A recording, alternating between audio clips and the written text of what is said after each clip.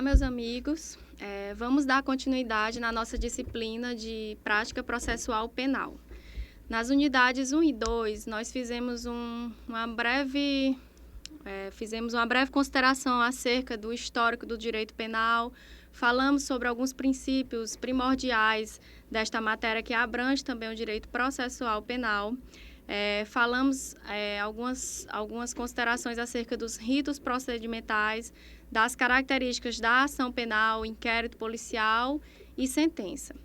Nesta nossa unidade 3, como nós vamos poder acompanhar nos nossos slides que estão disponíveis para vocês, iremos fazer umas breves considerações acerca dos recursos, principalmente da apelação, que é um dos recursos principais na matéria prática processual penal. É uma diferenciação entre habeas corpus e revisão criminal e algumas características sobre alguns dos procedimentos penais principais. Bom, de acordo com o nosso primeiro slide, eu trouxe para vocês um conceito de recursos. O que é o recurso? É a providência legal imposta ao juiz ou concedida à parte interessada, consistente em um meio de obter nova apreciação da decisão ou situação processual, com o fim de corrigi-la, de modificá-la, alterá-la. Trata-se do meio pelo qual se obtém o reexame de uma decisão. Então, com o recurso se busca reanalisar aquela decisão proferida em primeira instância pelo juiz, quando a parte insatisfeita, ela acha que o julgado foi feito incorretamente ou foi injusto, enfim, a maneira de reaver aquela decisão. Certo. Temos alguns pressupostos dos recursos. Temos pressupostos processuais objetivos e os pressupostos processuais subjetivos. Entre os objetivos, nós temos o cabimento, a adequação, a tempestividade e a regularidade, que vocês estão acompanhando nos seus slides. O cabimento, ele quer dizer que somente é cabível os recursos previstos no Código de Processo Penal. Então, são aqueles recursos taxativos no Código de Processo Penal que estão disponíveis para a prática de todos. A adequação. Para cada decisão, cabe um recurso. Nunca irá existir uma decisão que cabe mais de um recurso. Se houver, vai se analisar os requisitos e ver o melhor recurso que melhor se adequa àquela decisão que mais traga benefícios para a pessoa que esteja, a parte que esteja dando entrada no recurso. A tempestividade é que você tem que dar entrada no recurso no prazo legal.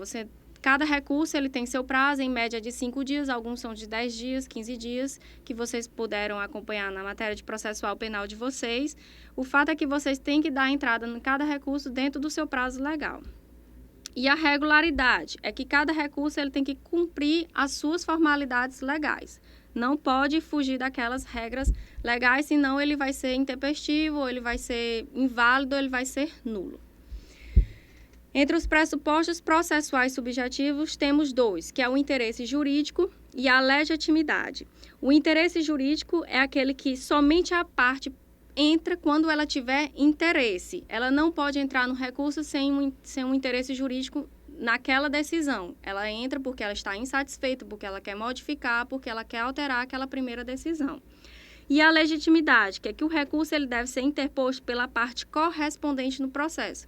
Nós vimos nas nossas aulas passadas que existem vários tipos de ações penais. Tem a pública condicionada à representação, a privada. E cada uma delas tem um autor e um réu específico para cada uma. Então, só pode ingressar com um determinado recurso aquela parte legítima que envolve aquele determinado tipo de recurso. Bom, como nós podemos ver no próximo slide, a apelação, como eu havia dito, é o recurso primordial. Não vou trazer todos, porque aqui eu estou fazendo só uma explanação geral do que seria. Nosso foco é a prática. Aqui é mais um conceito para que nós podemos nos nortear com relação à matéria. A apelação é um recurso amplo, considerado residual, podendo ser interposto, caso não haja recurso específico para aquele caso concreto. Pois bem, dito isto sobre a apelação, eu passo para um estudo acerca do habeas corpus e da revisão criminal.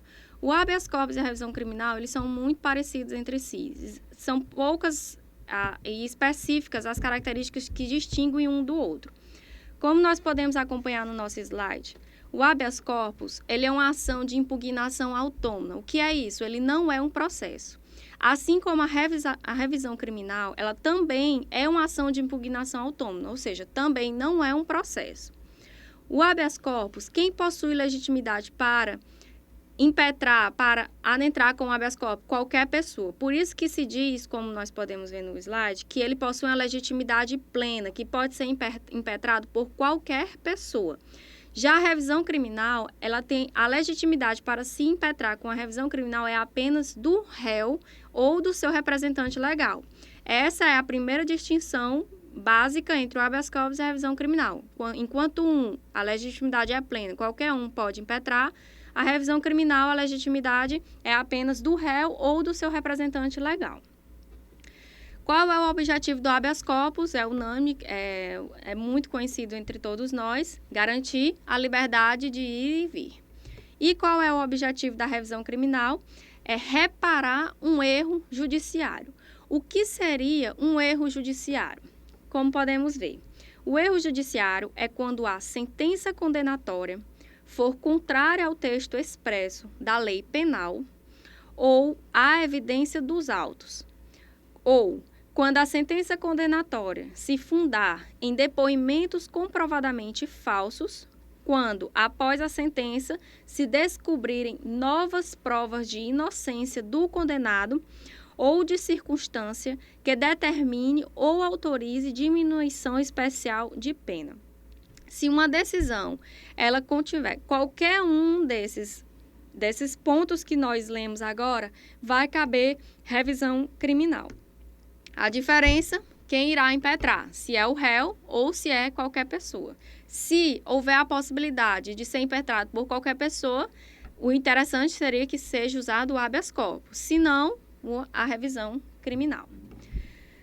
Bom, no nosso próximo slide, eu trouxe alguns dos principais procedimentos penais. Eu vou fazer uma breve explanação sobre eles.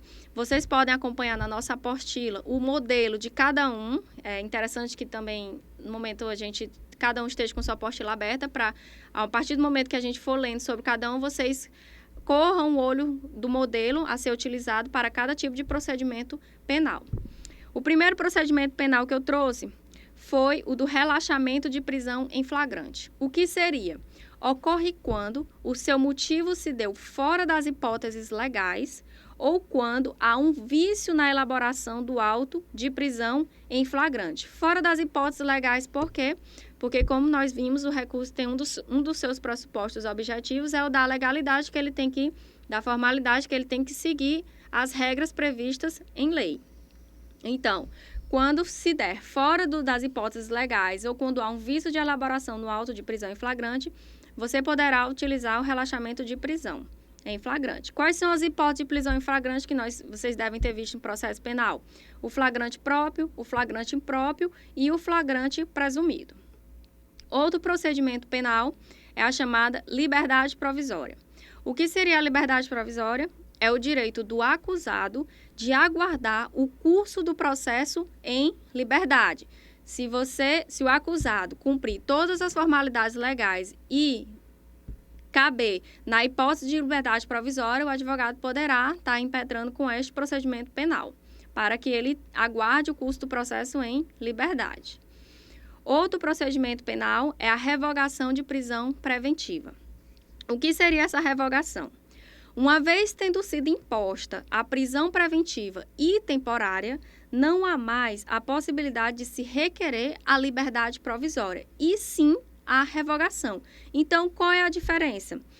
Na revogação, a prisão preventiva ela já foi decretada, prisão preventiva ou temporária, não havendo mais a possibilidade de se requerer uma liberdade provisória, porque a liberdade provisória é antes da prisão preventiva ou temporária ter sido decretada, que é concedido àquele acusado aguardar o curso do processo em liberdade. Essa é a diferença. Outro procedimento penal são os memoriais descritivos, que também são conhecidos como alegações finais. Ele é muito comum em praticamente todos os processos penais, toda a prática processual penal. O que são os memoriais descritivos? É a exposição da acusação e da defesa, uma análise das provas produzidas para que sejam feitas as considerações, também chamada de alegações finais. Então, os memoriais descritivos é aquela oportunidade que é dada às partes, tanto defesa como acusação, de fazerem considerações finais, de fazerem argumentos finais sobre aquele determinado caso, sobre aquela determinada situação, para que o juiz possa analisar posteriormente. Pois bem, meus amigos, essa nossa aula foi a título de conceitual, para que vocês tivessem uma noção geral, tanto que foi dito na primeira unidade, na segunda e na terceira, uma noção geral sobre os conceitos que envolvem a matéria de prática processual penal. Na nossa próxima aula, nós estaremos dando continuidade ao nosso assunto, vendo alguns modelos para que vocês possam estar treinando comigo nas nossas aulas e poderem praticar em sala de aula. Eu agradeço a todos e até breve.